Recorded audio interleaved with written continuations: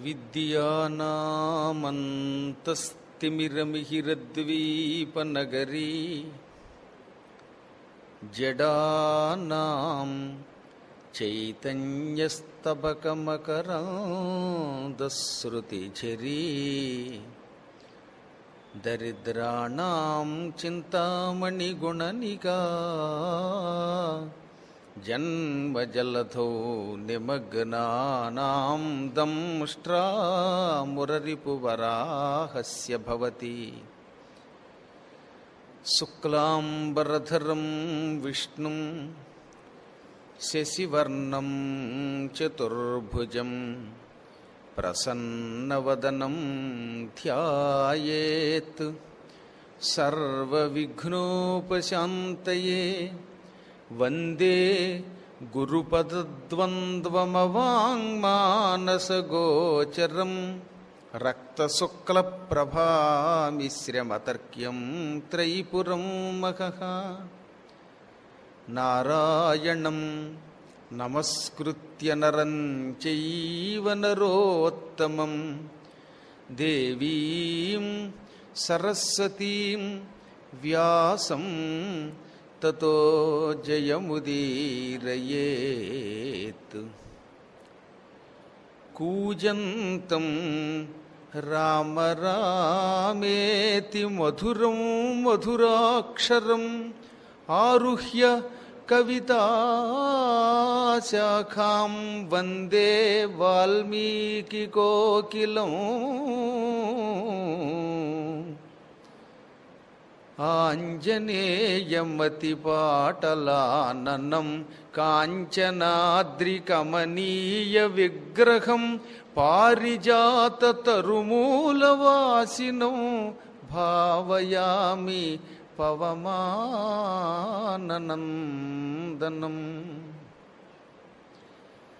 వైదేహీ సహితం సురద్రుమతలే హైమే మహామంటపే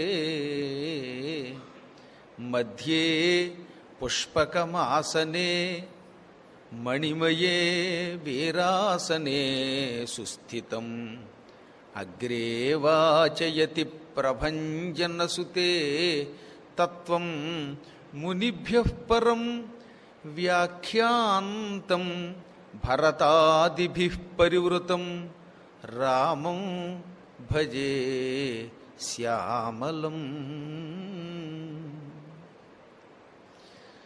సద్గురువుల పాదపద్మాలకు నమస్కారం చేసుకుంటూ సామమునే వహించాలి. హనుమంతుడు అందువల్లే అంతగా కోపం తెచ్చుకోకుండా మళ్ళీ వినయంగా అడిగి చూశాడనమాట.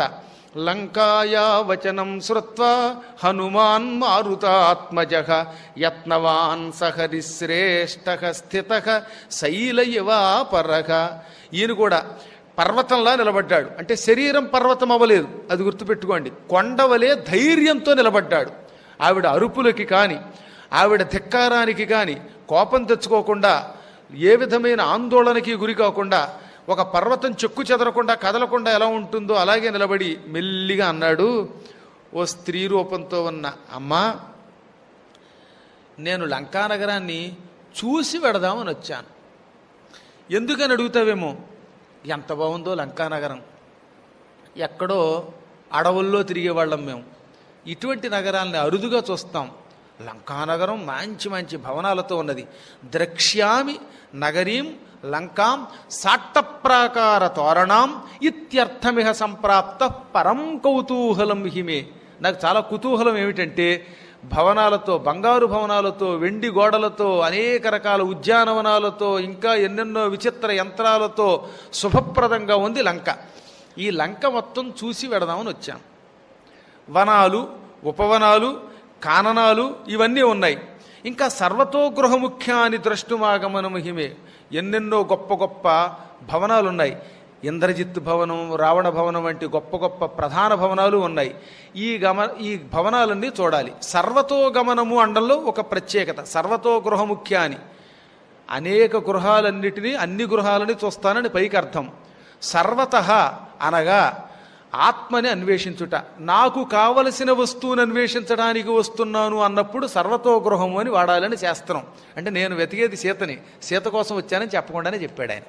కానీ ఎక్కడన్నా నిజం చెప్పాడా? నేను లంకను చూస్తాను, చూసి వెడతాను, అందులో నిజమే. ఎందుకు చూస్తున్నాడో మాత్రం చెప్పడంలా. మహాత్ములు అసత్యం ఆడరు, అలాగని ఉన్నది ఉన్నట్టుగా నిజమూ చెప్పకూడదు. సత్యం పలికితే ప్రమాదం, అలాగని అసత్యం ఆడడం ధర్మానికి వ్యతిరేకం. అంత చమత్కారముగా ఆయన ఎక్కడ దొరకకుండా లంకంతా చూసి వెడతాను, నాకు కావలసింది వెతుక్కుని వెడతాను అన్నాడు. ఈ మాట విని ఆవిడ మళ్ళీ ఏమంది, భూయయేవ పునర్వాక్యం బభాషే పరుషాక్షరం. కఠినమైన వాటలతో ఇలా అంది, ఏమిరా ఇందాక నుంచి చూస్తున్నాను. అరే అనే పదం చాలా క్రోధంగానే అన్నది. లోపలికి వెళ్ళడానికి వీలు కాదు, ఎవరిని వదలను నేనంటూ అంటే నిమిషానికోసారి లోపలికి వెళ్ళొద్దా అని బతిమాలతావు. మామ నిర్జిత్య దుర్బుద్ధే రాక్షసేశ్వర పాలితాం నశక్య మధ్యతే ద్రష్టుం పురీయం వానరాధమా. హనుమంతుడికి ఎంత గొప్ప బిరుదు ఎవరు ఇవ్వాల. వానరోత్తమ, వానరశ్రేష్ఠ అని అందరం అంటున్నాం. ఆవిడ వానరాధమ అని. ఆ రూపాన్ని చూచి ఆయన పరాక్రమం తెలియక త్వరపడి, ఓరి వానరాధమ, నన్ను జయించకుండా ఓరి దుర్బుద్ధి, రావణాసురుని చేత పరిపాలింపబడుతున్న ఈ లంకా నగరంలోకి నువ్వు ప్రవేశించి చూడలేవు. లంకను చూడాలంటే నన్ను జయించాలి, నన్ను జయించకుండా లోపలికి అడుగు పెట్టలేవు. అంటే నన్ను జయించు అని చెప్పింది అనమాట. పాపం నన్ను చావగొట్టి వెళ్ళరా అని చెప్పడం కీ ఇచ్చింది పాపం. నన్ను జయించకుండా ఓరి దుర్బుద్ధి, లంకానగరంలోకి అడుగుపెట్టి నువ్వేం చూడలేవు. తెలియకుండానే భగవంతుడు కొన్ని మాటలు అనిపిస్తాడు. ఎందుకంటే ఆవిడ్ని జయిస్తే లంకానగరాన్ని స్వేచ్ఛగా చూడొచ్చు, జయించుము అని చెప్పకుండానే చెబుతోందనమాట. ఈ మాట ఆవిడ నాలిక మీద చేరిన సరస్వతీదేవి అనిపించింది పాపం. ఇలా అనగానే ఈయనకి విషయం అర్థమైంది. ఈవిడ జయిస్తే లంకానగరాన్ని సుఖంగా చూడొచ్చు, దీని వెనకాతలు ఏదో వరం ఉందనుకున్నాడు. అందుకని మళ్ళీ ఏమి ఎరగనట్టుగా, అమ్మా ఇమాం పురీం భద్రే ద్రష్టుం పునర్యాస్యే యథాగతం. అసలు హనుమంతుడి గొప్పతనం ఎంతదండి. ఆవిడేమో వానరాధమ అంది, ఓసి రాక్షసి అన్నాడా, నీచురాల అన్నాడా, దుర్బుద్ధి అన్నాడా, భద్రే అన్నాడు. అంటే ఓ శుభప్రదమైన దానా అని. భద్ర, కళ్యాణి ఇటువంటి పదాలన్నీ కూడా ఉత్తమ స్త్రీలకు వాడతాం. పరమ పవిత్రమైన చరిత్ర కలిగిన వాళ్ళకి, ఏ సీత లాంటి వాళ్లకో దేవతలకో వాడవలసిన పదాలని ఆవిడకు కూడా వాడాడు. అనగా జ్ఞాన దృష్టితో ఈ చరాచర జగత్తులో అందరూ భగవత్స్వరూపులే.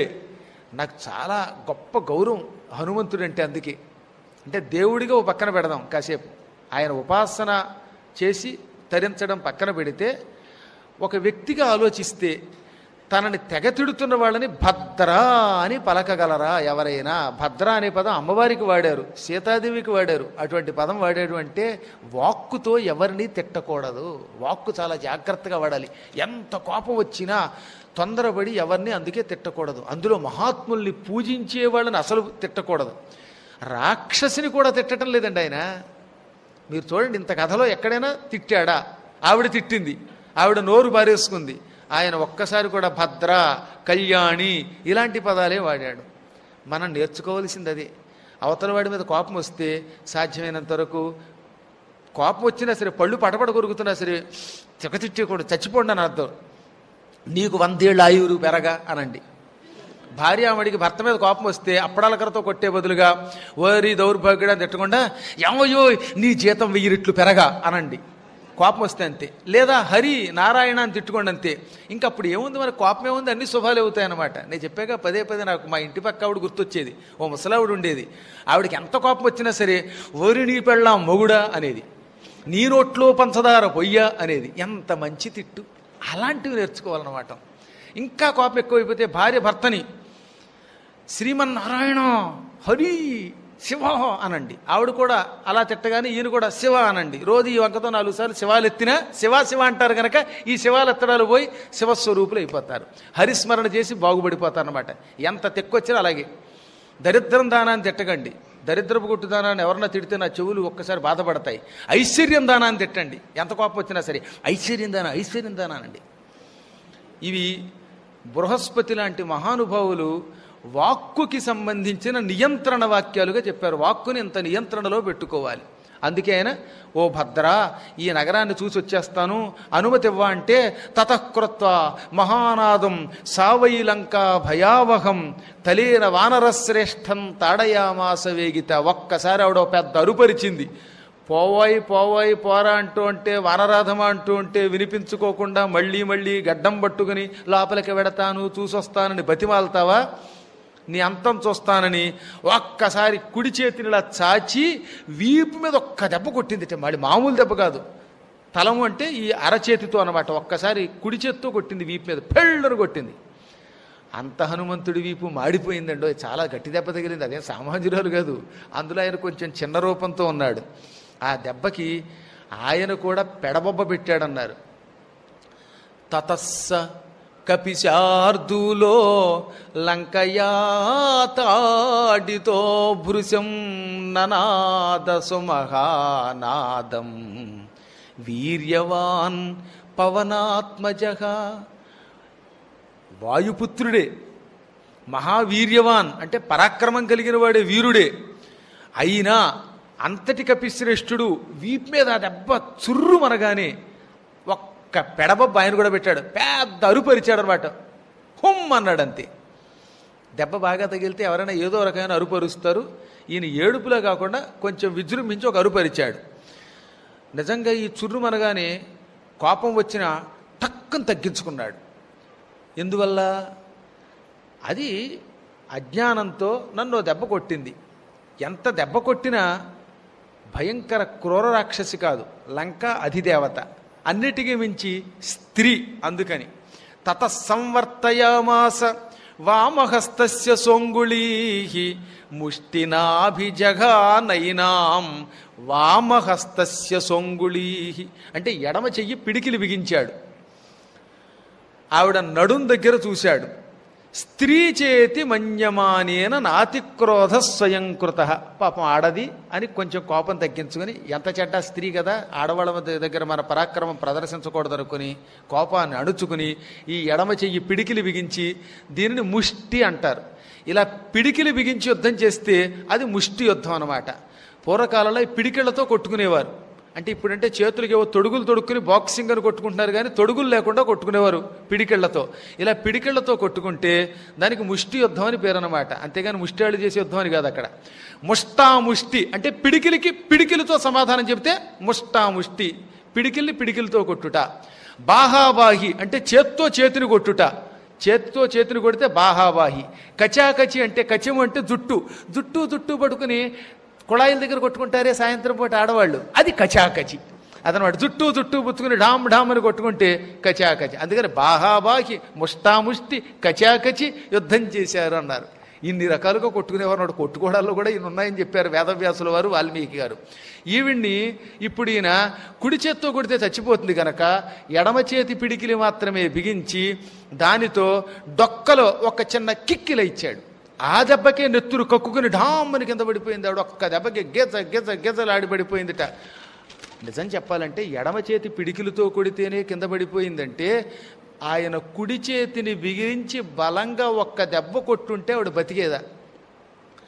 ఆ దెబ్బకే సాతు తేన ప్రహారేణ విహ్వలాంగీ నిశాచరీ. ఆ చిన్న దెబ్బకి గిజగిజలాడి కళ్ళు గిర్రును తిరుగుతూ ఉండగా నెత్తురు కక్కుకొని ఢామ్మని కింద పడిపోయింది. విహ్వలాంగి అవయవములన్నీ శిథిలమైపోయాయి. ఆ చిన్న దెబ్బకే అవయవాలన్నీ శక్తిని కోల్పోయాయి, కళ్ళు తిరిగిపోయాయి, స్పృహ తప్పిపోయినట్టే కింద పడిపోయింది అనమాట. పాపం ఆ దీనంగా చూచింది, హడిలిపోయింది. హనుమంతుడికి మళ్ళీ జాలి వేసింది. అయ్యో, ఈ స్త్రీని తొందరపడి కొంచెం గట్టిగా కొట్టానా అనుకున్నాడు. నిజంగా ఆయన ఏం గట్టిగా కొట్టలే, ఆయన శక్తి అంతా ఉపయోగించలే, కానీ ఆ కాస్త దెబ్బకే ఆవిడ పని అలా అయిపోయిందనమాట. జాలిపడి దీనంగా ఉన్నదానిని చూచాడు. అప్పుడు ఆవిడ ఉవాచ అగర్వితం వాక్యం. అప్పటిదాకా ఉన్న గర్వమంతా ఒక్క దెబ్బకి పోయింది, నీరసం వచ్చింది, ప్రేమగా పలికింది, గౌరవంగా పలికింది, అహంకారం మొత్తం దెబ్బకి దిగిపోయిందనమాట. మహానుభావ, ఇప్పుడు అర్థమయ్యింది నాకు. పూర్వం నేను బ్రహ్మ కోసం తపస్సు చేశాను. 100 దివ్య సంవత్సరముల పాటు పిడికెడు బూడిద తింటూ తపస్సు చేశాను. అప్పుడు బ్రహ్మదేవుడు ప్రత్యక్షమయ్యాడు. ప్రత్యక్షమై, ఓ లంక, నువ్వు లంకా నగరానికి అధిదేవతగా కాపలాగా వెళ్ళు. రావణాసురుడికి నిన్ను నేను దాసురాలుగా ఇస్తున్నాను. నీవు లంకా నగరాన్ని కాపలా కాసినంతకాలం లంకలోకి ఎవరూ రారు, రావణాసురుడికి ఏ గండము ఉండదు, వాడికి మరణం ఉండదు. కానీ ఒకానొకప్పుడు ఒక కోతి వస్తుంది. ఆ వానరుడు నిన్ను జయిస్తాడు. వానరుడు ఒకడు నిన్ను జయించిన వెంటనే లంకా నగరం భస్మీపటలం అవుతుంది, దానికి పతనం మొదలవుతుంది. లంకలో ఉన్న క్రూరాతి క్రూరులు, ఘోరాతి ఘోరులైన రాక్షసులందరూ నాశనం అవడం మొదలు పెడతారు. నీవు జయింపబడ్డావా వానరుడి చేత, లంకకి పతనం. నీవు సుఖంగా ఉన్నంతకాలం లంకకి ఏ నష్టం ఉండదు అన్నాడు. ఇది వరమనుకుని పాపం రావణాసురుడు పొంగిపోయాడు. నిజానికి అది వరం కాదు. ఎందుకని? నేను ఒకసారి నీ చేత జయింపబడ్డాక లంకకి నాశనమే, కాబట్టి ఇది శాపమే, సందేహం లేదు. నేను నీ చేత జయింపబడ్డాను, ఓడిపోయాను, అహంకారం తగ్గిపోయింది, లంకానగరంలోకి స్వేచ్ఛగా వెళ్ళు. ఇప్పుడు అర్థమైంది నాకు నువ్వెవరివో. ప్రవిశ్య శాపోపహతాం హరీశ్వరా శుభాం పురీం రాక్షసపాలితాం యదృచ్ఛయా త్వం జనకాత్మజాం సతీం విమార్గ సర్వత్ర యథా సుఖం.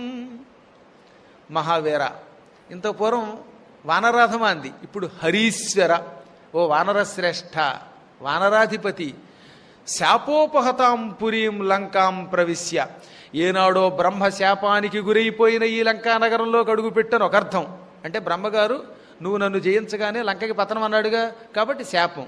రెండోది, ఇదో చాలా చమత్కారం. పురి అనే శబ్దంతో జనకాత్మజాం సతీం అనే ముక్కలతో చెప్పారు.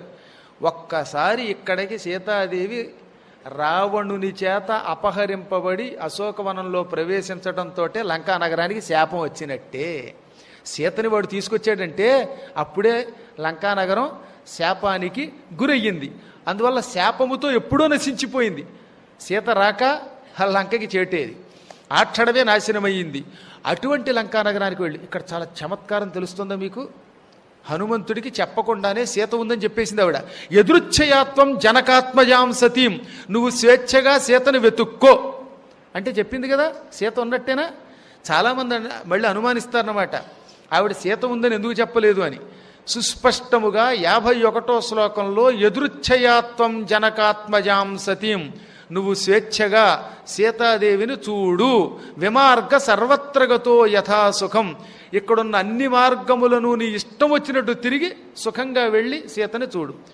సీతని చూడు అన్నది, కానీ ఎక్కడుందో మాత్రం చెప్పలేదు. ఎందుకు చెప్పలేదు? అది ధర్మం కాదు. ఆవిడ కాపలా స్త్రీ అండి. కాపలా వాళ్ళ లక్షణం ఏమిటి? ఎవడైనా తనను జయించేంత వరకు లోపలికి ఎవరిని వదలకూడదు. హనుమంతుడు జయించాడు కాబట్టి లోపలికి వెళ్ళడానికి దారి వదిలింది, ఓడిపోయింది కాబట్టి లోపలికి వెళ్ళనిచ్చింది తప్ప మళ్ళీ ప్రభుద్రోహం చేయకూడదు. ఎక్కడున్నదో చెప్పకూడదు, అది మాత్రం లోపలికి వెళ్ళి ఎదుక్కోవాలి. దొంగడు వచ్చి భయపెడితే లోపలికి వెళ్ళనిస్తాం మనం, అంత మాత్రం చేత లోపల తాళాలు కూడా తీసుకొచ్చి ఇవ్వకూడదుగా. వెళ్ళు నాయన అంటాం భయపడి. తాళాలు ఇస్తే అది అన్యాయం. అందువల్ల తాళం మాత్రం ఇవ్వలేదు, చూసుకో సీతని, స్వేచ్ఛగా తిరిగింది. అంటే ఎవరి ధర్మమును వాళ్ళు నిర్వర్తిస్తున్నారు.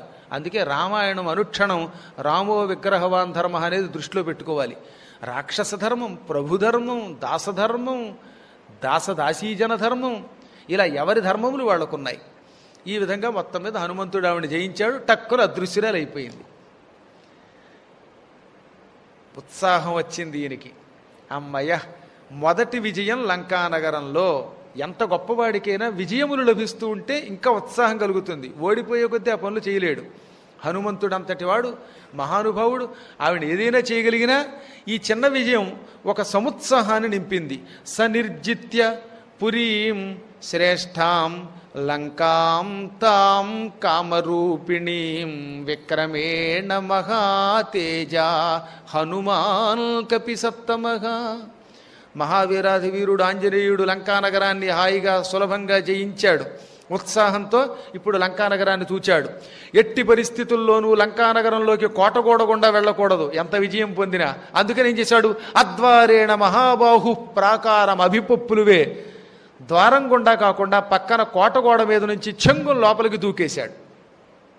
పుప్పులువే దూకాడు. కానీ పుప్పులువే అనలా, అభిపుప్పులువే, చాలా సులభంగా దూకాడు. కోట దగ్గర యువతల నుంచి అవతలికి దూకాడు. తెరిచి ద్వారముండగా ఇలా తలుపు తీసుంది, అందులోంచి లోపలికి వెళ్ళొచ్చుగా. కోటగోడ దూకి పక్క నుంచి వెళ్ళడం ఏమిటి అని మనకు అనుమానం రావచ్చు. సహజంగా ఎవరైనా సులభ మార్గాన్ని విడిచిపెట్టి దొంగలా దూకడం ఏమిటి? అలాగే దూకాలి. దానికి ఒక నీతి శాస్త్రం ఉన్నది. మనుస్మృతిలో వైవస్వతమనువు ఒక విశేషాన్ని చెప్పాడు. ఏమేమిటది? గ్రామం వా నగరం వాపి పత్తనం వా పరస్యహి. నువ్వు ఎప్పుడైనా సరే శత్రువు ఇళ్లల్లో గడుతున్నప్పుడు అవతలవాడు నీకు శత్రువు అయితే అది గ్రామమైనా నగరమైనా పత్తనమైనా పక్కణమైనా పల్లి అయినా విశేషాత్సమయే సౌమ్య నద్వారేణ విశేనృప. గ్రామము అంటే 1000 జనాభా కలిగినటువంటి ఊరిని గ్రామం అంటారు. నగరం 5 లక్షలు దాటితే నగరం. మహానగరం అంటే 10 లక్షల జనాభా దాటాలి. పట్టణం 10,000 జనాభా దాటి 1,00,000 వరకు ఉన్నదంతా కూడా పట్టణమే. ఇంకా పక్కణం అనగా అడవులలో ఉండేటటువంటి గ్రామాలు. అంతా చుట్టూతో అడవి ఉండి మధ్యలో ఉండేటటువంటి ఊళ్ళు ఉంటే వాటిని పక్కణం అంటారు. ట్రైబల్ ఏరియాస్ అంటే మనం అలాంటి శ్రీశైలం అరణ్యం దగ్గర ఉన్న సున్నిపెంట ఇలాంటివన్నీ కూడా పక్కణం, కాకింద కావద్దు అనమాట. పల్లి కేవలం 100 గడపలు మాత్రమే ఉంటే దాన్ని పల్లెటూరు. అసలు ఇప్పుడు 100 గడపలు ఉన్న ఊళ్ళు ఎక్కడైనా ఉన్నాయా అని అనుమానమే మనకి. కాలం మారింది. ఇటువంటి ప్రదేశాలు శత్రువుకి సంబంధించినవైతే అక్కడికి వెళ్ళినప్పుడు ఎట్టి పరిస్థితులలోనూ ద్వారం గుండా లోపలికి వెళ్ళకూడదు. దొంగదారి గుండా దూకాలి, లోపలికి దూకి వెళ్ళాలి. ఒకవేళ ద్వారం తప్ప కోటగోడలు లేకపోతే లోపలికి ఎడమకాలు పెట్టి వెళ్ళాలి. అద్వారము గుండా వెళ్ళాలి తప్ప ద్వారం గుండా వెళ్ళకూడదు. అదే మిత్రుడి ఇంటిలోకి వెడితే, అభిమానుల ఇళ్ళకి వెడితే, మహాత్ముల ఇళ్ళకి వెడితే ద్వారము గుండానే వెళ్ళాలి. అది కూడా ఎంట్రన్స్ ద్వారం గుండా, ప్రవేశ ద్వారం గుండా రావాలి. కుడికాలు లోపల పెట్టాలి. ముఖ్యంగా పెళ్ళైనప్పుడు కొత్త పెళ్లి కూతురు, అలాగే అత్తవారింటికి వెళ్ళిన అల్లుడు, గురువుల ఇళ్ళకి వెళ్ళిన శిష్యుడు, బంధువుల ఇళ్ళకి చాలా కాలం తర్వాత వెళ్ళినటువంటి వాళ్ళు, ఇలాంటి వాళ్ళు కుడికాలు పెట్టకుండా ఎడమకాలు లోపలికి పెడితే ఆ ఇల్లు అపవిత్రం అవుతుంది, కొంప కొల్లేరు అవుతుంది. అందువల్ల కుడికాలే పెట్టాలి. పూర్వం అందుకే కొత్త పెళ్లి కూతురు ఇంట్లోకి రాగానే, కొత్త పెళ్లి కూతురా రావమ్మ నీ కుడికాలు ముందు పెట్టి రావమ్మ అన్నారు తప్ప ఎడమకాలు ముందు పెట్టి రావమ్మ అలా. ఎడమకాలు పెట్టిందంటే అత్తగారు ఢామ్ అంటుంది ముందు, లేదా అత్తగారి దెబ్బకి కోడలైనా వెళ్ళిపోతుంది. ఇద్దరిలో ఎవరో ఒకరు మాత్రం అయితే చావు దెబ్బలు తినడమో లేక విడాకులు దాకా వెళ్ళడమో మరణించడమో జరిగి తీరుతుంది. ఇన్ని జాగ్రత్తలు ఎప్పుడో స్మృతులలో చెప్పారు. అందుకే ఈయన ఏం చేశాడు? ఇది రావణాసురుడి యొక్క నగరం, శత్రువు మాకు, అందులో విశేషించి సీతాదేవిని అపహరించి తీసుకొచ్చాడు. ఈ నీచుడి ఇంట్లోకి కుడికాలు పెడతానా శుభమానని, కాబట్టి ఎడంకాలే పెడతాను. ద్వారం గుండా వెళ్ళకూడదు, అద్వారం గుండానే వెళ్ళాలి. అందుకే శ్రీకృష్ణుడు జరాసంధుడి నగరానికి వెడుతున్నప్పుడు కూడా భీముణ్ణి అర్జునుడిని వెంట పెట్టుకుని కోట దాటి అద్వారం గుండా వెళ్ళాడు. అప్పుడు జరాసంధుడు ఇలాగే అడిగాడు, ఇదేమిటయ్యా శుభ్రంగా తలుపు తీసుంటే రావచ్చు కదా అంటే, నువ్వు శత్రువు ఇంట్లోకి మేము ఇలాగే దూకుతామన్నాడు. అప్పుడు వాడు నేను శత్రువుని ఏమిటంటే, నేను కృష్ణుడిని, ఈయన భీముడు, ఈయన అర్జునుడు అని తర్వాత చెప్పాడు. అది వేరే విషయం. ఈ నీతులన్నీ భారతంలో కూడా చెప్పారు. ఇవన్నీ దృష్టిలో పెట్టుకునే ద్వారం గుండా కాకుండా లంఘించి వెళ్ళాడు. ఇక ఇప్పుడు మనం యోగాభ్యాసానికి వద్దాం. శరీరంలో నవరంధ్రాలు ఉన్నాయి. ముక్కులు, కళ్ళు, చెవులు, ఈ మూడు రెళ్ళు 6 రంధ్రములు, నోరు 7వ రంధ్రం, మలద్వారం 8వ రంధ్రం, మూత్రద్వారం 9వ రంధ్రం. ఈ 9 రంధ్రముల గుండా ప్రాణము లోపలికి వచ్చి మళ్ళీ ప్రాణం ఈ 9 రంధ్రాల గుండానే బయటికి ఎడుతుంది. ఇది సామాన్య మానవుల లక్షణం. మనం ఎవరమైనా తల్లి కడుపులో ప్రవేశిస్తే ఈ 9 రంధ్రాల గుండానే ప్రాణం లోపలికి ప్రవేశిస్తుంది. మళ్ళీ శరీరం విడిచిపెట్టేటప్పుడు కూడా ఈ నవరంధ్రాల గుండానే ప్రాణాన్ని విడిచిపెట్టాలి. అందుకే శరీరం లోపలికి ఎలా వస్తుందో మనం చెప్పలేం, కానీ వెళ్ళేటప్పుడు మాత్రం మనం కనిపెట్టచ్చు. ఒక్కొక్కడు చూడండి, మూత్ర విసర్జనకి వెళ్ళి చచ్చిపోతాడు, అనగా వాడి ప్రాణం మూత్రద్వారం గుండా పోయింది. అది అధమద్వారం. ఖచ్చితంగా వాడు నరకానికో పిశాచమో అవుతాడు, నరకానికి పోవడం ఖాయం. అలాగే మలద్వారం గుండా ప్రాణం పోయింది, ఏ మోషణకు వెళ్ళో చచ్చిపోయాడు అంటమే, వాడు కూడా అంతే. ఆ అధోద్వారం గుండా ప్రాణం పోతే వాడు ఘోర నరకాల పాలవుతాడు, వాడు పాపాత్ముడి కింద లెక్క. ఇలా అన్నానని నా మీద పడకండి, ఇవన్నీ నేను చెప్పడంలా, వేదవ్యాసుల వారు యోగశాస్త్రంలోనూ బృహస్పతుల వారు స్మృతులు చెప్పినవి చెబుతున్నాను. మళ్ళీ మమ్మల్ని పాపాత్ముడు అంటావా అంటే నేనెందుకన్నాను, వాళ్ళు అన్నారు. ఇక ఇప్పుడు మూడవది, నోట్లోంచి ప్రాణం పోతుంది కొందరికి. అందుకే ఒక్కొక్కడు చూసారా ఆ అంటాడు, నోరు ఆవులిస్తాడు, చచ్చిపోయాక వాడు నోరు అలా తెరుచుకునే ఉంటుంది, ఎంత నొక్కినా అసలు ఆ నోరు దగ్గరికి రాదు, అనగా వాడి ప్రాణం నోటి గుండా పోయింది. ఆఖరిని కూడా పెళ్ళాన్ని దుర్మార్గురాలని తిట్టి చచ్చిపోయి నోరు తెరుచుకున్న వాళ్ళు ఉన్నారు, నేను చూశాను అలాగా చాలా కాలం క్రితం. అటువంటి వాడిని చూశాను, అని ఆవులించిపోయాడు అనమాట. ఇక కొంతమందికి ముక్కుల్లోంచి ప్రాణం పోతుంది, అందుకే ముక్కులోంచి నెత్తురు వస్తుంది, దూది పెడతారు అందుకని. కొంతమంది ఏం చేస్తారు, అలా గుడ్లు తెరుచుకు తెచ్చిపోతారు. వాడి కళ్ళు ఇక ఎంత కష్టపడినా అంత తేలిక కాదు ముయ్యటం, అందుకే కళ్ళు తెరుచుకు పోయాడంటే ప్రాణం ఇందులోంచి పోయింది. కొందరికి చెవుల్లోంచి పోతుంది, అప్పుడు ఆ చెవుల్లో కూడా దూది అందుకే పెట్టాలి, రక్తం వస్తుంది, ఇటో ఇటో ఇటో పోతుంది. ఈ నవరంధ్రముల గుండా ప్రాణం పోతే వాడికి పునర్జన్మ ఉంటుంది. కొంచెం హెచ్చు తగ్గుల్లో తేడాలో కొంచెం నరకమో స్వర్గానికో వెడతాడు, కానీ మొత్తం మీద స్వర్గానికి వెళ్ళినా నరకానికి వెళ్ళినా అటు పాపము క్షీణించాకను భూమి మీద మానవ జన్మెత్తాలి, ఇటు పుణ్యము క్షీణించాక క్షీణే పుణ్యే మర్త్యలోకం విశంతి అని భగవద్గీతలో కృష్ణుడు చెప్పాడు. కాబట్టి పుణ్యం నశించాక స్వర్గం నుంచి కూడా మానవ లోకంలో మానవుడై పుట్టాలి. ఇవి కాకుండా అద్వారము అంటే సహస్రార కమలం, ఇది భేదించుకుని యోగులు ప్రాణం విడిచిపెడతారు. ఇక్కడ చిన్న రంధ్రం చేసుకుని ఇది పగలగొట్టుకుని శరీరం విడిచిపెడతారు. అందుకే ఎందుకైనా మంచిదని శవాన్ని తగలబెట్టేటప్పుడు కపాల మోక్షం అయ్యేదాకా అక్కడ ఉండి, ఒకవేళ అవ్వకపోతే కొంతమంది అక్కడ కొబ్బరికాయతో తల పగలగొడతారు, కొంతమంది అయితే అసలు శవాన్ని తీసుకెళ్లేటప్పుడే ముందే నెత్తి మీద కొడతారు. నువ్వు పగలగొడితే కించిత్ ప్రయోజనం, నువ్వు పగలగొడి చంపడం ఎందుకు? వాడు తనంత తాను యోగాభ్యాసంతో ఇక్కడి నుంచి ప్రాణం విడిచిపెట్టాలి. కించిత్తు కొద్దిగా ఇక్కడ నెత్తురు వస్తుంది మహానుభావులు యోగులకి, కొందరికి అది కూడా రాదు. అది భేదించుకుని ప్రాణం విడిచిపెట్టినా ఇక్కడ మాత్రం ఏమాత్రం చెక్కు చెదరదు. అలాంటి మహాయోగుల్ని నేను చూశాను, నిజం చెబుతున్నాను. ఇందులో మహానుభావులైన ఒక హిమాలయ యోగి చూస్తూ ఉండగా ఇక్కడ నుంచి కాంతిని పైకి పంపించాడు. ఆ తర్వాత శరీరం కర్ర బిగుసుకుపోయింది, ఆ శరీరాన్ని మందాకినిలో వేసేశారు. ఆయన మన కళ్ళ ముందు ప్రాణం విడిచిపెట్టడం మహానుభావులైన 2 యోగులు చూశారు. అలాంటి వాళ్ళంతా హనుమంతుడి లాంటి సాధకులు. అనగా ద్వారము గుండా కాకుండా అద్వారము గుండా జీవాత్మని ఛేదింపచేసి పరమాత్మలో కలిపాడని అర్థం. లంకానగరానిలోకి వెళ్ళాడు అంటే తన జీవతత్వాన్ని, ఆత్మజ్ఞానాన్ని ఈయన ద్వారము గుండా కాకుండా ఈ యోగ మార్గం ద్వారా పొందాడు. ఇప్పుడు సీతను చూడడానికి ఆయన ఇక్కడి నుంచి వెళ్ళాలి, భౌతికమైన రంధ్రములతో చూడలేడు. అందువల్ల కూడా అద్వారము గుండా హనుమంతుడు లంకలో ప్రవేశించాడు. అనగా తన శరీరములోకి ఆయన ప్రవేశించడం స్వేచ్ఛ, అవతారం. విడిచిపెట్టాలన్నా స్వేచ్ఛ, ఆత్మని లోపలికి తీసుకురావాలన్నా స్వేచ్ఛ, ఆత్మని విముక్తురాలని చేసి పరమాత్మతో కలపాలన్నా స్వేచ్ఛ. ఇంత స్వేచ్ఛ కలిగిన మహానుభావుడు ఆయన. ఇప్పుడు లోపలికి వెళ్ళాడు. వెళ్ళేటప్పుడు ఏం చేశాడు?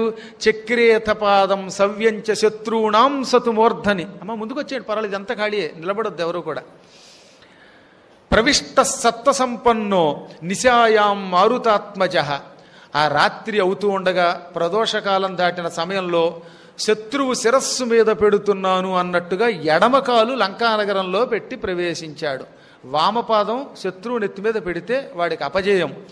అనుకున్న పని సాధించాలంటే మనకి వ్యతిరేకుల ఇళ్లల్లో అప్పుడు ఎడమకాలు లోపల పెట్టి ఆ పెట్టేటప్పుడు కాసేపు ఇది శత్రువు యొక్క శిరస్సు అనుకోవాలి. అనగా ఎడానాడి గుండా, పింగళానాడి ఎడానాడి అని 2 ఉంటాయి, ఎడగుండా ప్రాణాయామం చేశాడని అంతరార్థం. ఇప్పుడు లోపలికి వెళ్ళాడు ఆయన. ప్రయాణకాలే చ గృహ ప్రవేశే వివాహకాలేపి చ దక్షిణాంఘ్రిం. బృహస్పతి యొక్క ఈ శ్లోకాన్ని మళ్ళీ జాగ్రత్తగా వినండి, ఇది ప్రమాణంగా అట్టే పెట్టుకోండి, వీలుంటే కంఠస్థం చేయండి ఇలాంటివి. ఇది బృహస్పతి ఎవరు ఏ పని చెయ్యాలో చెప్పాడు.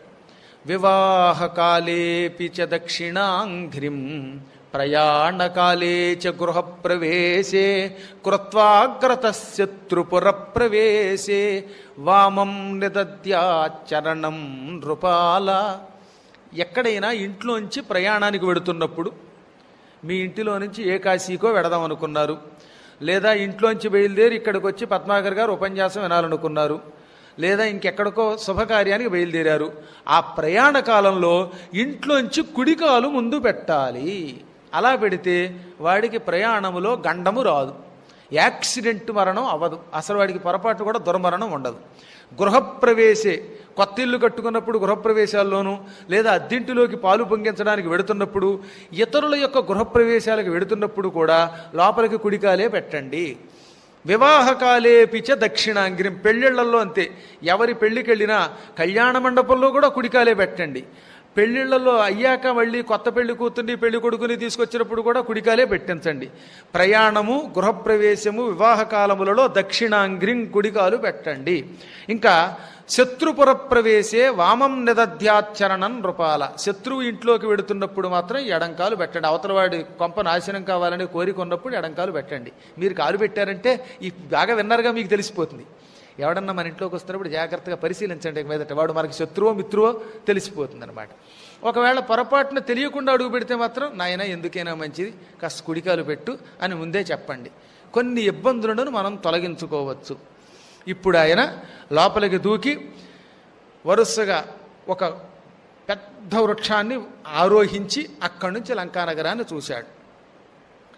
మహావీరులు, దీక్షితులు, బాగా జడలు ధరించిన వాళ్ళు, ముండాన్ బాగా గుండు గొరిగించుకున్న వాళ్ళు, గోజినాంబరవాస సహా ఆవు చర్మాలు, ఎద్దు చర్మాలు కట్టుకున్నవాళ్ళు, చేతుల్లో దర్భలు ధరించిన వాళ్ళు, అగ్నికొండముల దగ్గర ఉండి యజ్ఞము చేస్తున్న వాళ్ళు, పెద్ద పెద్ద పరిఘలు ధరించిన వాళ్ళు, పరిఘల వంటి చేతులు కలిగిన వాళ్ళు, విచిత్ర కవచములు ధరించిన వాళ్ళు, ఇటువంటి రాక్షసుల్ని చూశాడు.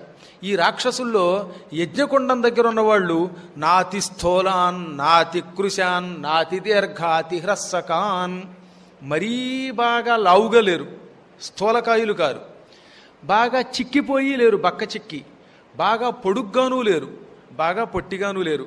అనగా యజ్ఞదీక్షలో ఉన్నటువంటి వాళ్ళు సమమైన శరీరముతో ఉన్నారు.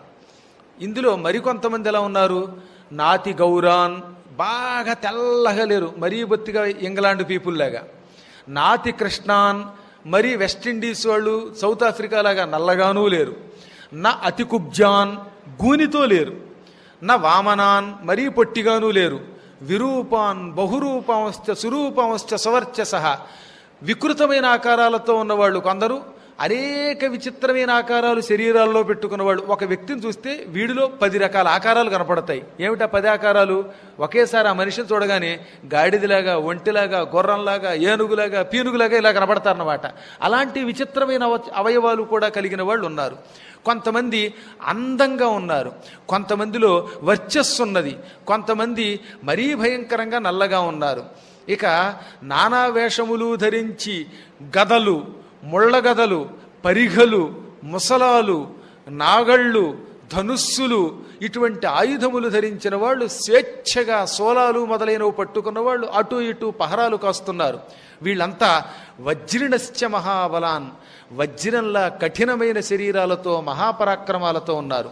అటువంటి రాక్షసుల్ని, అటు ఇటు స్వేచ్ఛగా తిరుగుతున్నటువంటి వాళ్ళని, వీరాధి వీరుల్ని, లెక్కలేని వాళ్ళని, సాయంత్రం అవ్వగానే ఈ కాపలాకి బయలుదేరే ముందు తెగతాగి ఆ మైకంలో తిరుగుతున్న వాళ్ళని చూచారు. కొంతమంది బ్రహ్మరాక్షసులు కూడా ఉన్నారు అందులో. మళ్ళీ వాళ్ళల్లో కూడా వాళ్ళు వేదాలు చదవడం మొదలెట్టారు. రావణాసురుడి రాజ్యంలో కూడా యజ్ఞాలు చేసిన వాళ్ళు, వేదాలు చదువుకున్న వాళ్ళు, రావణాసురుడే వేదాలు చదువుకున్నవాడు, వాడే సామాన్యుడా, అలాంటి వాళ్ళు ఉన్నారు. మంచి కంఠంతో వేదం చదివారటండి కొంతమంది. ఎంత బాగుందో ఆ స్వరం, స్వరము తప్పకుండా ఏమాత్రము అలా వేదాలు చదువుతున్న వాళ్ళ యొక్క వేదఘోష కూడా విన్నాడు. కొంతమంది నికుంభిలా యాగం వంటి క్షుద్రయాగాలు చేస్తున్నారు, కొంతమంది సాత్విక యాగాలు చేస్తున్నారు. వీళ్ళు కూడా విభూతులు ధరించారు, రుద్రాక్షలు ధరించారు, రకరకాల ఆయుధాలు, ఆభరణాలు పక్కన పెట్టుకున్నారు. అటువంటి వాళ్ళను చూచాడు. క్రమంగా చంద్రుడు ఆకాశంలోకి వచ్చాడు. మహానుభావులంతా త్రయోదశి అని నిర్ణయించారు. హనుమంతుడు చూస్తున్నది పూర్ణిమకి ముందు వచ్చే శుక్లపక్షపు త్రయోదశి అని. త్రయోదశి నాటి చంద్రుడి లక్షణం ఏమిటి? మరీ ఏ చవితి నాటి చంద్రుడిలాగా సన్నగా ఉండడు, అలాగని పూర్ణిమ చంద్రుడిలో నిండుగా ఉండకుండా కొంచెం లావు ఎద్దు కొమ్ములో ఉంటాడు. అంచులు బాగా కనబడవు, కానీ కనబడతాయి. అలా ఉన్నాడు చంద్రుడు. ఆ త్రయోదశి నాటి రాత్రి వేళ హనుమంతుడికి ఉపకారం చేయడానికా అన్నట్టుగా చంద్రభగవానుడు ఆకాశంలో స్వచ్ఛమైన పిండి వెన్నెల కురిపించడం మొదలుపెట్టాడు. తతస్సమధ్యం గతమం సుమంతం జ్యోత్స్నావితానం మహదోద్వమంతం దదరస ధీమాన్ దివి భానుమంతం గోష్ఠే వృషం మత్తమివ భ్రమంతం. ఆ సమయంలో మంచి స్వచ్ఛమైన కిరణాలతో పిండి వెన్నెల కురిపిస్తూ ఆ వెన్నెలతో లంకానగరం పుచ్చ పువ్వులా వెలిగిపోతూ ఉండగా ఆకాశంలో మహాత్ముడు చంద్రుడు కనబడ్డాడు. ఆయన ఎలా ఉన్నాడు? ఒక గోశాలలో ఉన్న మదించిన ఆబోతు, తెల్లని ఆబోతులో ఉన్నాడు. ఆకాశం గోశాలట. మనం పక్కన గోశాలకు రోజు ఉపన్యాసానికి ముందు నేను పెడుతున్నాను, నాతో పాటు మీరు పరిగెత్తుకొస్తున్నారు కదా. ఆ గోశాల ఎలా ఉంది? గుండ్రంగా ఉంది. కొంచెం గుండ్రదనం తక్కువగా ఉన్నట్టుగా ఆకాశం ఉందిట, ఓ పెద్ద గోశాలలాగా. ఈ ఆకాశం అనే గోవులశాలలో చంద్రుడనే ఒక ఆబోతు స్వేచ్ఛగా తిరుగుతోందనమాట, కట్టివేయబడకుండా. అలా ఉన్నాడు హనుమంతుడు చూస్తున్నటువంటి ఆ చంద్రుడు. చంద్రుడు ఓ చోట ఉండడు కదా, అలా కదులుతున్నాడు.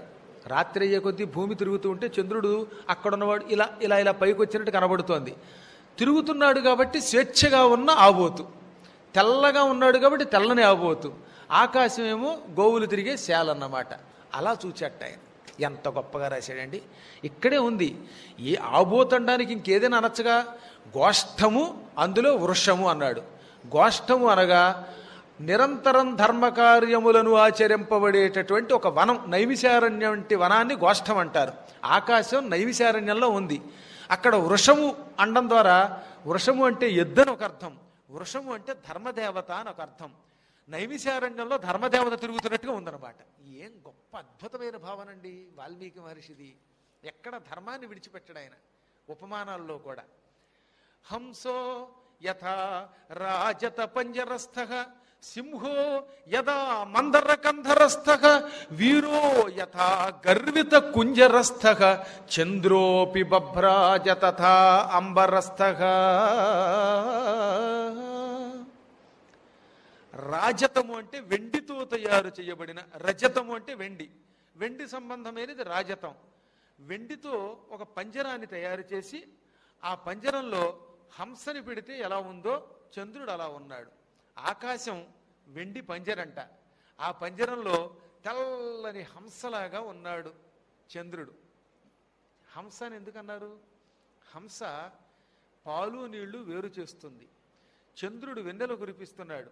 ఎవరు పాపాత్ములో ఎవరు పుణ్యాత్ములో, సీత ఎక్కడుందో, సీత ఏడిపించేవాళ్ళు ఎవరో, విభీషణుడు ఎవరో, సురస ఎవరో, లేకపోతే ఇంకో సింహిక లాంటి రాక్షసులు ఎలాంటి వాళ్ళు, రావణుడు ఎటువంటి వాడు, ఎవరికి వాడని విభజిస్తున్నాడు అనమాట. ఇప్పుడు తన వెన్నెలతో, వెన్నెల ద్వారా ఎవరు తనకి మంచివాళ్ళు ఉపకారం చేస్తారు, ఎవరు అపకారం చేస్తారు, వాళ్ళని విడగొడుతున్నాడు గనక హంసతో పోల్చారు. చంద్రుడు వెన్నెల లేకపోతే ఇంత స్పష్టంగా కనపడదుగా. స్పష్టంగా కనబడితేనే కదా ఇతడు విభీషణుడు మహాత్ముడు అని తెలుస్తుంది, ఈ తల్లి సీత అని తెలుస్తుంది, ఇది మంచి వృక్షం అని తెలుస్తుంది, ఇది పూజామందిరం అని తెలుస్తుంది, ఇది మధ్యశాలని తెలుస్తోంది, ఇది రావణాసురుడు గృహం అని తెలుస్తోంది. ఇలా ఏ గృహానికి ఆ గృహాన్ని తాను దర్శించి దానికి ఒక నిర్ణయాన్ని ఇవ్వాలంటే ఈ వెన్నెల కావాలి. అందుకనే చంద్రుణ్ణి హంసతో పోల్చారు. ఆకాశం వెండి పంజరం, ఆ వెండి పంజరంలో ఉన్న హంస వలె ఉన్నాడు చంద్రుడు. దాంతోపాటు రెండోది ఏమన్నారు? వీరో యథా గర్విత కుంజరస్థః, మంచి ఐరావతం ఏనుగు మీద కూర్చున్న వీరుడి వలె, ఆకాశం ఏనుగు మీద కూర్చున్న వీరుడిలా ఉన్నాడు చంద్రుడు.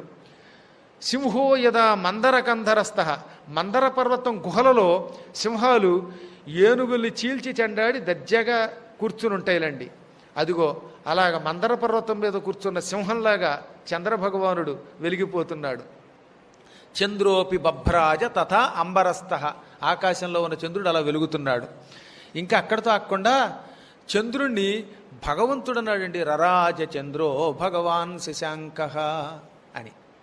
స్థితః కకుద్మా నివతేక్షణ శృంగో మహాచల శ్వేత ఇవోచ్చ శృంగః హస్తీవ జాంబూ నదబద్ధ శృంగో రరాజ చంద్రో భగవాన్ శశాంకః.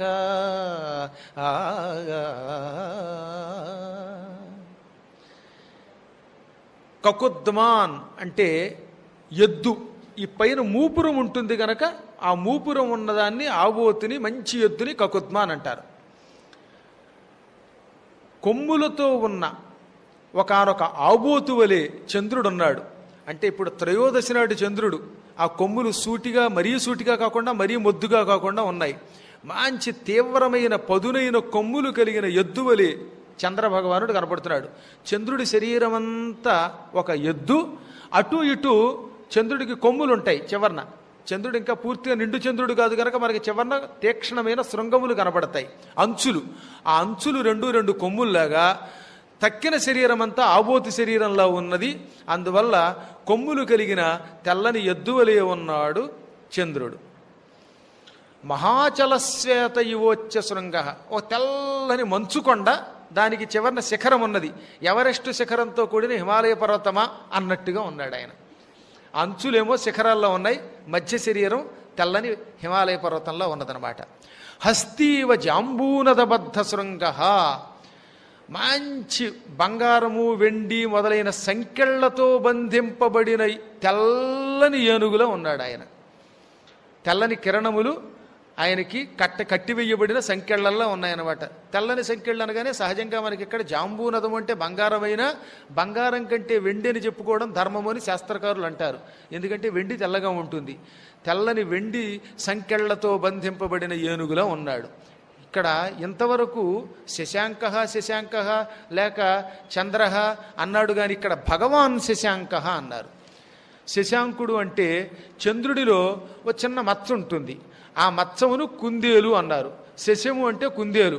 కుందేలు వలే కనబడుతోంది గనక ఆ మచ్చ కలిగిన వాడు. ఇప్పుడు మాత్రం భగవంతుడు గనక ఆ మచ్చ కూడా లోకానికి ఉపకారమే చేస్తున్నది. పైగా భగవంతుడని ఇంకోసారి ఎందుకని అన్నాడంటే, మహానుభావులకి దారి చూపించేవాడు ఎవడన్నా వాడు భగవాన్ అని పిలువబడతాడు. ఎంత గొప్పవాడైనా ఇతరులకి ఉపకారం చేయకపోతే వాడి గొప్పతనం నాశనం అయిపోతుంది. ఎవడైనా పరోపకారం కోసం తన శక్తిని వినియోగిస్తే వాడు భగవత్ స్వరూపుడే అవుతాడు. ఐశ్వర్యస్య సమగ్రస్య వీర్యస్య యశస్శ్రియ జ్ఞాన వైరాగ్యయోశ్చైవ షణ్ణాం వర్గో భగస్మృత. అందరినీ పరిపాలించే శక్తి. ఐశ్వర్యస్య సమగ్రస్య అంటే సంపూర్ణముగా అందరినీ పరిపాలించే ప్రభుత్వ శక్తి. వీరత్వం, కీర్తి, ధనం, జ్ఞానం, వైరాగ్యం, ఈ ఆరింటిని భగ అంటారు. ఈ ఆరు ఎవరిలో ఉంటే వాడు భగవాన్. ఈ ఆరు ఇప్పుడు చంద్రుడిలో ఉన్నాయి. తన పిండి వెన్నెలతో లోకాన్ని పరిపాలిస్తున్నాడు, అందరికీ దారి చూపిస్తూ. అంటే సమగ్ర ఐశ్వర్యం ఉన్నది. ఆ తర్వాత ఏమున్నది? వీరత్వం ఉన్నది. ఎంత వీరుడు కాకపోతే లంకానగరంలో రావణాసురుడి ఆజ్ఞని కూడా ధిక్కరించి హనుమంతుడికి దారి చూపించగలడు, కాబట్టి వీరుడు. చంద్రుడి కీర్తి అంతా ఇంత కాదు. ఎవరన్నా అందంగా ఉంటే చంద్రబింబంలో ఉంది ముఖమని పొగుడుతాం గనక. ఇంకా డబ్బు, లక్ష్మీదేవికి ఆయన అన్నగారు. ఈయన పుట్టాక వెనక లక్ష్మి పుట్టింది, అందుకే చంద్ర సహోదరి. లక్ష్మీదేవి సోదరి ఉంది కనుక ఇంకా డబ్బుకి లోటే లేదు. అసలు చంద్రుడి వెన్నెలలో పాయసాన్ని నివేదన చేసి లక్ష్మీదేవిని పూజించిన వాడికి అఖండ ఐశ్వర్యం వస్తుంది. అందువల్ల ఆయన ఐశ్వర్యం కలిగినవాడు, జ్ఞానము కలిగినవాడు, వైరాగ్యము కలిగినవాడు. అందువల్ల భగవంతుడు. ఈ ఆరు గుణములు ఇప్పుడు నిజంగా భగవంతుడు అనిపించాయి ఆయన్ని. ఎందుకనగా తన పిండి వెన్నెలతో, స్వచ్ఛమైన వెన్నెలతో హనుమంతుడికి సంపూర్ణముగా సహకరిస్తూ లంకానగరాన్ని స్వేచ్ఛగా చూడడానికి ఒక గమ్యం ఏర్పాటు చేశాడు కనుక. అందువల్ల భగవాన్ శశాంక అన్నారు ఆయన్ని. ఇక ఈ తర్వాత శిలాతలం ప్రాప్య యథా మృగేంద్ర, క్రమక్రమంగా తిండి తిన్నాక బండరాతి మీద పడుకున్న మృగరాజులా ఉన్నాడు ఆయన. మొదట్లో వేగంగా ఆకాశానికి వచ్చి తర్వాత వేగం తగ్గించాడు. వేగంగా వెళ్ళిపోతే త్రయోదశి నాడు చంద్రుడు తెల్లవారుజామున అస్తమించాలి. అందుకని వేగం తగ్గించి కొంచెం మందకొడిగా భోజనానంతరం బండరాయి మీద పడుకున్న సింహంలాగా కొంచెమే ఆకాశంలో కదులుతున్నాడు, హనుమంతునికి ఎక్కువసేపు వెన్నెల చూపించడం కోసం. ఆ సమయంలో మహావీరులైన రాక్షసులంతా బుద్ధి ప్రధానాన్ రుచిరాభిధానాన్ సంశబ్దదానాన్ జగతః ప్రధానాన్ నానా విధానాన్ రుచిరాభిధానాన్ దదర్శ తస్యాం పురి యాతుధానాన్. యాతుధానులు అంటే రాత్రిపూట తిరిగేవాళ్ళు రాక్షసులు. ఈ రాక్షసులు మంచి తెలివైన వాళ్ళు. ఎక్కడ ఏ మూల ఎవడున్నా ఆచూకీ పసిగట్టి వాడు అంతు తేలుస్తారు. అటువంటి వాళ్ళు కాంతి కలిగిన వాళ్ళు, కాంతి లేని నల్లని వాళ్ళు, శ్రద్ధ కలిగిన వాళ్ళు, రాజుగారి ఆజ్ఞని శ్రద్ధగా పరిపాలిస్తూ లంకానగరాన్ని జాగ్రత్తగా కాపాడుతున్న వాళ్ళు, అసలు లంకానగరానికి మూలస్తంభాలు లాంటి వాళ్ళు, ఇటువంటి రకరకాల కాంతులతో బట్టలు ధరించక గోచీగుడ్డలు పెట్టుకోక నెత్తి మీద ముసుగులు వేసుకోక ఆయుధాలతో వాహనాలతో లంకానగరం అంతా ఈ చివరి నుంచి ఆ చివరి వరకు బహుపరాక్కంటూ కాపలా కాస్తున్నారు. అటువంటి మహావీరుడైన రాక్షసుల్ని చూశాడు. క్రమంగా ముందుగా కుంభకర్ణుడి ఇంటికి వెళ్ళాడు. ఇల్లంతా గాలించాడు. నిద్ర తప్ప అక్కడ ఎవడు ఏం కనపడ్డంలా, గుర్రులే. ఇక విభీషణుడి ఇల్లు చూచాడు. ప్రహస్తుడు, మహోదరుడు, విరూపాక్షుడు, యోపాక్షుడు, ప్రహసుడు, భాసకర్ణుడు, విరూపుడు, బహురూపుడు, ఇంద్రజిత్తు, సుమాలి, బహుమాలి, సుపార్సుడు, మాల్యవంతుడు, ఇలాంటి వారి గృహములన్నీ వరుస పెట్టి వెతుక్కుంటూ వెళ్ళిపోయాడు ఆయన. అన్ని గృహాలు ముందు స్థూల దృష్టితో చూసేశాడు. విద్యున్మాలి గృహం, విద్యుజ్జఫ గృహం అన్నీ వెతికాడు. ఆససాతాథ లక్ష్మీవాన్ రాక్షసేంద్రం నివేశనం రావణస్యోపశాయిన్యః దదర్శ హరిసత్తమః. ఇలా తిరుగుతూ రావణ గృహానికి అడుగుపెట్టాడు. ఇక్కడ హనుమంతుడు లక్ష్మీవాంట. రావణాసురుడి ఇంటికి వెళ్ళాట. రావణాసురుడి ఇల్లు లక్ష్మితో కళకళలాడుతోంది. అయినా రావణాసురుడిని లక్ష్మీవాన్ అల్లా, హనుమంతుడే లక్ష్మీవాన్. ఎందుకని అంటే, వారి రావణ పాపాలు చేసి సంపాదించిన డబ్బు నిజమైన సంపద, ఏమీ లేకుండా అడవుల్లో తిరిగే నాదిరా నిజమైన లక్ష్మి, జ్ఞానలక్ష్మి అని చెప్పడం అనమాట. అందుకని హనుమంతుడు లక్ష్మీవాంట ఐశ్వర్యం కలిగిన ఇంట్లోకి వెళ్ళాట. నేను చాలాసార్లు అనుకునేవాడు, ఇదేంట్రా రావణాసురుడి ఇంటి నిండా బంగారం ఉంది, వెండి ఉంది, కోట్లు ఉన్నాయి. అక్కడేం పలక్కుండా హరిసత్తమహ లక్ష్మీవాన్ రాక్షసేంద్ర నివేశనం ఆససాదాద అంటాడు. లక్ష్మీవాన్ అని ఈయన అన్నాడు. అనగా కౌపీనవంత ఖలు భాగ్యవంత. గోచిగుడ్డ పెట్టుకున్న జ్ఞాని వాళ్ళు, డబ్బున్న వాళ్ళు. అంటే మనకి ఎంత డబ్బున్నా తృప్తి లేదు, జ్ఞానం లేదు. అంటే జ్ఞానం లేనప్పుడు ఆ డబ్బు వ్యర్థం. అంటే నేను మీ గురించి చెప్పట్లేదు, అలాంటి వాళ్ళ గురించి చెప్పాను. మిమ్మల్ని ఏదన్నా అంటే పక్కవాడి కళ్ళుబావు. అమ్మో, మహాత్ములు ఎప్పుడు ఏమనం, ఎవడైనా కేవలం శరీరము ధనమే ముఖ్యమనుకుని పాపాలు చేసి సంపాదించినప్పుడు రావణుడికి వల్లే వాడికున్న సంపద వ్యర్థం. అప్పుడు ఏమీ లేని సామాన్యుడు కోతి కూడా గొప్పవాడవుతాడనమాట. ఈ మహానుభావుడు రావణ గృహం అంతా వెతికాడు. రావణాసురుడి దగ్గర రకరకాల భంగిమలలో నిద్రిస్తున్నటువంటి వీరాధి వీరుల్ని చూశాడు. రావణుని అంతఃపురంలో ఉన్న స్త్రీలని చూచాడు. అక్కడి నుంచి మొదటిసారి మామూలుగా చూశాడండి. తర్వాత చూసినప్పుడు ఆయన కొంత అనుమానం వస్తుంది. ఇక్కడి నుంచి పుష్పక విమానం దగ్గరికి వెళ్ళాడు. ఎంత గొప్పదా పుష్పక విమానం! ఒకప్పుడు బ్రహ్మదేవుని యొక్క అనుజ్ఞతో విశ్వకర్మ ఆ పుష్పక విమానాన్ని నిర్మించాడు. అది చాలా కాలం మొదట్లో బ్రహ్మ దగ్గర, విశ్వకర్మ దగ్గర, ఇంద్రుడి దగ్గర, చాలామంది కేవలం కుబేరుడి దగ్గరే ఉందనుకుంటున్నారు. కుబేరుడి దగ్గరికి రావడానికి ముందు చాలామంది దాన్ని పొందారు. తెలిసినా మీకు, బ్రహ్మదేవుడు 3 వస్తువుల్ని ఎంతో మంది దగ్గరికి పంపాక చివరిన రాక్షసుల దగ్గరికి వెళ్ళేలా చేశాడు ఆయన. అందులో ఈ పుష్పక విమానం ఒకటి. గాంధీవము, పుష్పక విమానము, కౌస్తుభమణి, ఈ 3 మణులు కూడా మొదట్లో చాలా మంది దగ్గర ఉన్నాయి. అందులో కౌస్తుభమణి అంటే చాలా తొందరగానే పాల సముద్రంలో కలిసిపోయి మళ్ళీ విష్ణువు దగ్గరికి వెళ్ళింది. గాంధీవం బ్రహ్మగారు 60,000 సంవత్సరాలు ధరించాక ప్రజాపతి దగ్గరికి వెళ్ళింది. ప్రజాపతి దగ్గర నుంచి ఇంద్రుడి దగ్గరికి వెళ్ళింది. ఇంద్రుడి దగ్గర నుంచి చంద్రుడి దగ్గరికి వెళ్ళింది. చంద్రుడి దగ్గర నుంచి వరుణుడి దగ్గరికి వెళ్ళింది. వరుణుడి దగ్గర నుంచి అగ్నిహోత్రుడి దగ్గరికి వెళ్ళింది. అగ్నిహోత్రుడి దగ్గర నుంచి అర్జునుడి దగ్గరకు వచ్చింది. అర్జునుడు 65 ఏళ్ళు దాన్ని ధరించాడు. తర్వాత మళ్ళీ సముద్రంలో పారేసిపోయాడు, వరుణుడికి ఇచ్చేశాడు. అలాగే ఈ పరమ పవిత్రమైన పుష్పకం అనే విమానం బ్రహ్మదేవుడు తన సంకల్పంతో విశ్వకర్మ ద్వారా తయారు చేయించాడు. కొంతకాలం బ్రహ్మ అందులో ఊరేగాడు. ఆ తర్వాత ప్రజాపతి 5,000 సంవత్సరాలు అందులో తిరిగాడు. ఇంద్రుడికి ఇచ్చారు. ఇంద్రుడు కొంతకాలం తిరిగాడు. ఆ ఇంద్రుడి తర్వాత దీనిని మళ్ళీ మయుడికి ఇచ్చారు.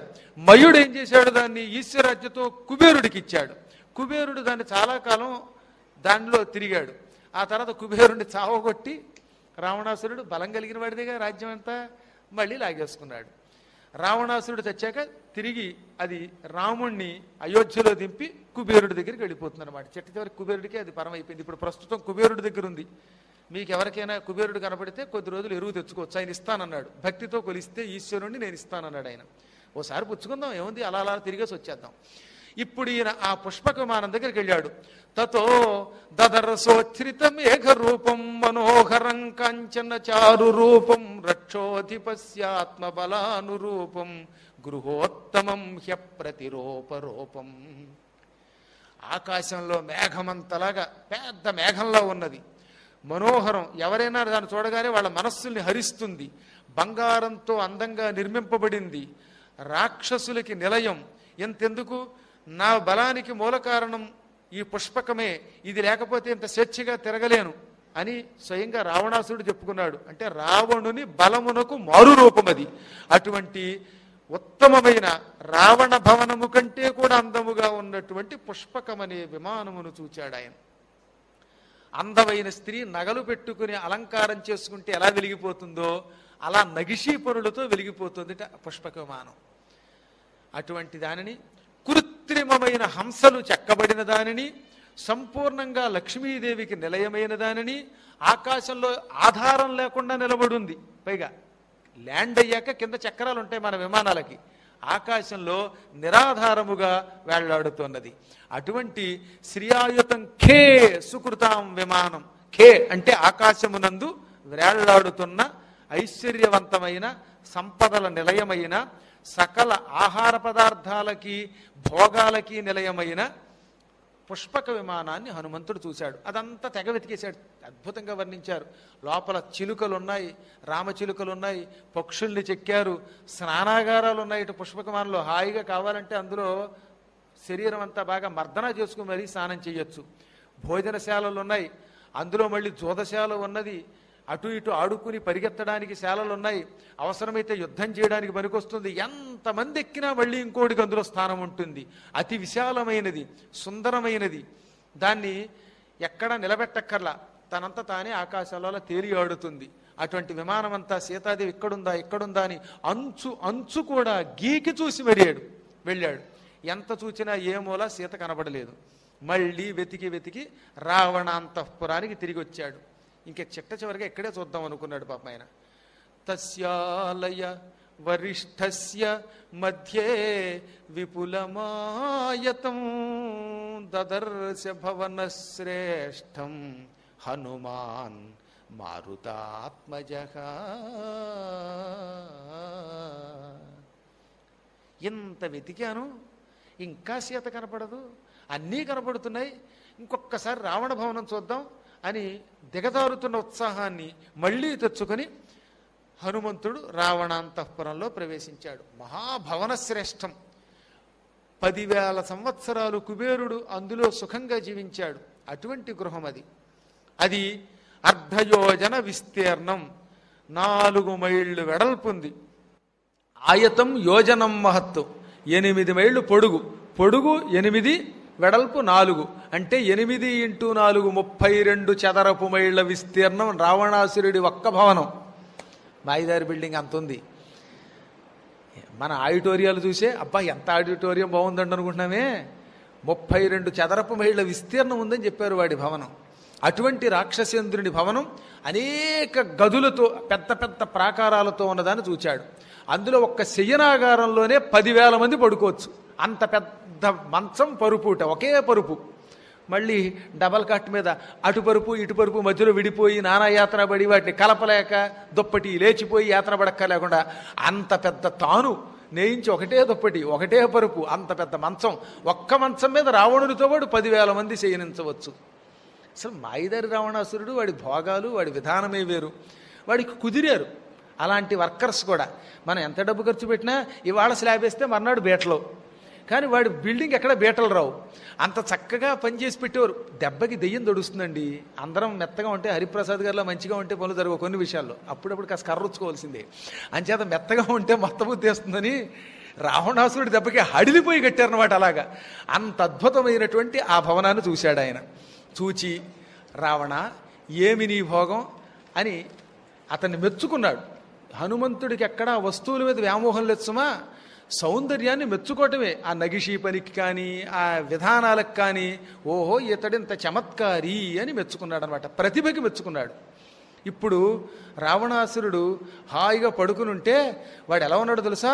చతుర్విషాణై ద్విరదై త్రివిషాణైస్తథైవచ, 4 దంతములు కలిగిన ఏనుగు అనగా ఐరావతం, ఐరావతం వంటి పెద్ద అద్భుతమైన చేతులు కలిగి ఉన్నాడు. ఐరావతము తొండములో ఉన్నాయన్నమాట ఆ చేతులు. ఏమి చేతులు! రావణాసురుడు పడుకున్నప్పుడు వాడి చేతులను చూచి ఇవి పరిగల ఏనుగు తొండాల, గుండ్రంగా బలంగా చెక్కు చెదరకుండా ఉన్నాయి అని చూశాడు. రావణ గృహంలో కుబేరుడి లక్ష్మి ప్రస్తుతం ఉంది. కుబేరా, నీ లక్ష్మి ఇక్కడ పడుందా అనుకున్నట్టు పాప ఆయన. ఈ మాట చాలా అందంగా రాశారు వాల్మీకి. యాహి వైశ్రవణే లక్ష్మీ యాచేంద్రే హరివాహనే సారావణ గృహే సర్వ నిత్యమేవ అనపాయిని. వైశ్రవణుడు అంటే కుబేరుడు, విశ్రవసుని కొడుకు. కుబేరుడి దగ్గర ఉన్న మొత్తం లక్ష్మి, ఇంద్రుడి దగ్గర ఉన్నటువంటి గుర్రాలు మొదలైన వాహనాలు, ఈ సంపదంతా రావణ గృహంలో నిత్యమేవ అనపాయిని విడిచిపెట్టకుండా ఉన్నాయి. రావణాసురుడు కుబేరుణ్ణి తన్ని ఆ సంపత్తి తెచ్చాడు. ఆ లక్ష్మి అప్పటి నుంచి విడిచిపెట్టట్లేదు రావణాసురుణ్ణి. అపాయిని అంటే విడిచిపెట్టునది, అనపాయిని అంటే విడిచిపెట్టనది. అందుకే లక్ష్మీదేవిని నిత్యం అనపాయిని అంటున్నాం కదా, అంటే విడిచిపెట్టనిది. ఇప్పుడు కుబేరుడి సంపద రావణాసురుడిని పట్టుకుంది, వాడిని విడిచిపెట్టడంలా. ఇంద్రుడి దగ్గరున్న రకరకాలైన గుర్రాలు, ఏనుగులు అవి కూడా ఇక్కడే ఉన్నాయి. మొత్తం మీద అందరి దగ్గరది వీడి దగ్గర ఉన్నదన్నమాట సంపద. అటువంటి దాన్ని చూచాడు. ఇంకా కృత్రిమ మృగాలతో ఉన్న అనేకమైన నగిషీపురలతో ఉన్న గోడలను చూచాడు. మంచి స్తంభాలు, వాటికి రంగులు, వాటికి మళ్ళీ జంతువులు, కొన్ని చోట్ల హంసలు, కొన్ని చోట్ల ఏమో ఇంకా నెమళ్ళు, ఇవన్నీ బంగారంతో చెక్కారు. అంత లోపల కళాత్మకం అన్నమాట. ఎక్కడ చూసినా బాగుంది బాగుంది, శోభగా ఉందనిపించాలి. అసలు ఆ భవనంలోకి అడుగుపెట్టిన వాడికి బయటికి వెళ్ళలేడు. అంత అందమైన దృశ్యాలు అన్నమాట. అదో పెద్ద మ్యూజియం. స్వర్గోయం దేవలోకోయం ఇంద్రస్యేయం పురీ భవేత్. హనుమంతుడు కూడా ఒక క్షణం ఏమనుకున్నాడు తెలుసా? కొంపతీసి స్వర్గలోకం ఇక్కడికి వచ్చేసిందా? దేవలోకం ఇంద్రుడిది. ఆ ఇంద్రుడిని తన్ని మొత్తం నగరం పీక్కొచ్చి ఇక్కడ పెట్టలేదు కదా. మొబైల్ నగరం అంటారు ఇంద్రుడి నగరం. ఇంద్రుడి నగరం ఒక చోట నుంచి ఒక చోటలకి తరలించవచ్చు అని శాస్త్రం. అందుకే కదా సుధర్మ అని ఇంద్రుడికి ఒక సభ ఉన్నది, దేవసభ. ఆ సభని కృష్ణుడికి ఇచ్చాడు. కృష్ణుడు అవతారం ఉన్నంతకాలం ద్వారకా నగరంలో ఆ దేవసభ సుధర్మ సభలో ఆయనే ఉండేవాడు. శ్రీకృష్ణ అవతారం సమాప్తం కాగానే ఈ సభ మళ్ళీ దేవలోకానికి వెళ్ళిపోయింది. సభాభవనాన్ని పంపినట్టే ఇంద్రుడు తన నగరం మొత్తాన్ని రావణునికి ఓడిపోయి లంకానగరానికి పంపాడా? ఇది ఇంద్రభవనమా అనుకున్నట్టు ఆయన. అంత ఆశ్చర్యం కలిగించిందనమాట. చాలా పులకించిపోయాడు మారుతి. ఏం లాభం? అధర్మం వల్ల ఈ సంపదంతా నశించిపోతోంది అని మళ్ళీ జాలిపడ్డాడు. ఎంత డబ్బున్నా ఆ డబ్బంతా అధర్మధనం. సీత అపహరణతోటి ఈ లంకానగరంలో లక్ష్మి దగ్ధం కాబోతోంది అనుకున్నాడు. బాగా తెగ తాగేసి పాన నిద్రావశంగతం, అర్ధరాత్రి పూటది. బాగా పక్కన రకరకాల మద్యాలు భాండాలు ఉన్నాయి. 2181 రకాల మద్యములు రావణాసురుడి దగ్గర ఉండేవి అని మనకు ఉత్తరాఖండలో చెప్పారు. అంతఃపురంలోట వాడి పరుపు పక్కనే ఓ పెద్ద పానపాత్ర ఉంది. దాని నిండా రకరకాల మద్యాలు ఉన్నాయి. కొన్నేమో ఎర్రని మద్యాలు, కొన్ని ఆకుపచ్చ రంగువి, కొన్ని పసుపు పచ్చ రంగువి, కొన్ని తెల్లని మద్యాలు. ఇందులో కొన్నేమో మామిడికాయ వాసనట, కొన్ని ద్రాక్ష రంగులో ఉంటాయట, ద్రాక్ష వాసన వెదజల్లుతాయట, కొన్ని మొగలి పువ్వుల వాసనతో ఉంటాయట. ఇలా రకరకాల వాసనలు చెప్పారు.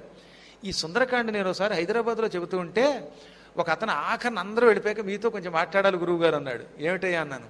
అసలు వాల్మీకి ఏం రాశాడండి అన్నాడు. ఏం రాశాడయ్యా అన్నాను నేను. ఆ మద్యాల గురించి రాశాడే, నన్ను అట్రాక్ట్ చేసిందండి అన్నాడు. ఆయన ఎక్సైజ్ డిపార్ట్మెంట్ వాటి తర్వాత చెప్పాడు, నేను నిజంగా తాగానండి గురువుగారు, నిజమండి, ఎర్ర రంగులో ఆకుపచ్చ రంగులో అదేదో మొగలి పువ్వు వాసన, ఏదో ద్రాక్ష వాసన, ఇవన్నీ మా దగ్గర ఉంటాయండి, మేము చూసామండి, షాపుల్లో చూసామండి. ఇన్ని రాశాడంటే వాల్మీకి మహర్షి ఏమైనా చూశాడండి అన్నాడు ఆయన. నాయన చూడక్కర్లేదురా, ఆయన మహాతపస్యాలి, ఎవరి గొడవ వాడిది. ఎంత సుందరగా చెబితే వాడికి అదే ఎందుకు చెప్పండి, ఇది నిజంగా నేనేం ఇందులో రమ్మంత అతిశయోక్తి చెప్పట్లే, ఆయన ఇలాగే చెప్పాడు. ఈ మద్యములు ఆకర్షించాయి, నెక్స్ట్ మాంసాలు ఉన్నాయి, అవి ఇంకొకరిని ఆకర్షించాయి. ఇలా ఒక్కొక్కరిని ఒక్కొక్కటి ఆకర్షిస్తాయి. హనుమంతుడు సీతను అన్వేషించడం ఇవి కొందరిని ఆకర్షిస్తాయి. ఆయా మనుషుల యొక్క సంస్కారాలను బట్టి వాళ్ళు ఆకర్షితులు అవుతారనమాట. ఇన్ని రకముల మద్యములన్నీ అక్కడ చుట్టూతో ఉన్నాయట. అవి తాగాడు వీడు. దాంతో తాగి మైకంతో స్త్రీలతో విహరించి గాఢంగా నిద్రపోతున్నాడు. సుశ్వాప బలవత్తద అంటే అర్థం ఏమిటో తెలుసా? మంచి బలమైన నిద్ర, గాఢ నిద్రలోకి వెళ్ళిపోయాడు అనమాట. నేను చెప్పిన మాట ఇందులో కాసేపు ఉన్నాక చెబుతాడు. శర్కరాసవ గంధైశ్చ ప్రకృత్యా సురభిస్సుక తాసాం వదన నిశ్వాస శిషేవే రావణంతద. రావణాసురుడు నిద్రపోతుంటే వాడి పక్కనే కొంతమంది స్త్రీలు ఉన్నారు. వాళ్ళు కూడా ఈ మద్యములు తాగారు. ఈ తాగిన మద్యాల్లో కొన్నింటిల్లో పంచదార వాసన వస్తోంది, కొన్నింటిలో ఏలకల వాసన వస్తోంది, కొన్నింటిలో మొగలి పువ్వుల వాసన వస్తున్నది, మరికొన్నింటిలో నుంచి ఏదో విచిత్రమైన ఘాటు తాటికి సంబంధించిన వాసన వస్తుంది. ఇలా రకరకాల పువ్వులు, పళ్ళు, వీటిల్లోంచి వచ్చే వాసనలు వస్తున్నాయి. ఈ వాసనలతో కూడినటువంటి నిట్టూర్పులు స్త్రీలు విడిచిపెట్టారట. అంటే వాళ్ళు తెగ తాగి ఉన్నారుగా, వీళ్ళు కూడా అమెరికా వెళ్ళారులేండి. అందుకని శుభ్రంగా రావణాసుడితో పాటు తాగి ఆ తాగిన మైకంలో మద్యంతో కూడిన గాలి విడిచిపెట్టారు. హుమ్మని గాలి విడిచిపెట్టగానే ఈ రకరకాముల మద్యములతో కూడిన వాసన రావణాసుడి మీద పడి వాడికి ఇంకా ఎక్కువ సువాసనగా ఉండి నిద్రపోతున్నాడు. ఈ వాసన హనుమంతుడికి కూడా తగిలింది. అయినా ఆయన నిర్వికారంగా వాసనను పీల్చి కూడా పట్టించుకోకుండా ఉన్నాడు. ఇలాంటి రకరకాల వాసనలు వదన నిశ్వాస శిషేవే రావణంతద, రావణుణ్ణి సేవించాయి. ఆ రావణుడు ఇంకా గురకబెట్టే నిద్రపోతున్నాడు. ఈ నిద్రలు ఆయన వెతకడం మొదలైన అపూర్వమైన ఘట్టాలతో మళ్ళీ రేపు యథాప్రకారంగా సాయంకాలం 6:30కి కలుసుకుందాం. ప్రతిరోజు సాయంత్రం నేను అనడమే కానీ నేను వచ్చాకే రావడం అనేది ఒక పరిపాటి మీకు. అయినా పట్టు వదలను విడిచిపెట్టకుండా నేను అడుగుతూనే ఉంటాను. 6:30 కల్లా మళ్ళీ యథాప్రకారంగా రండి. స్వస్తి ప్రజాభ్య పరిపాలయంతాం న్యాయ్యేన మార్గేణ మహీం మహిషాః గోబ్రాహ్మణేభ్య శుభమస్తు నిత్యం. లోకాః సమస్తాః సుఖినో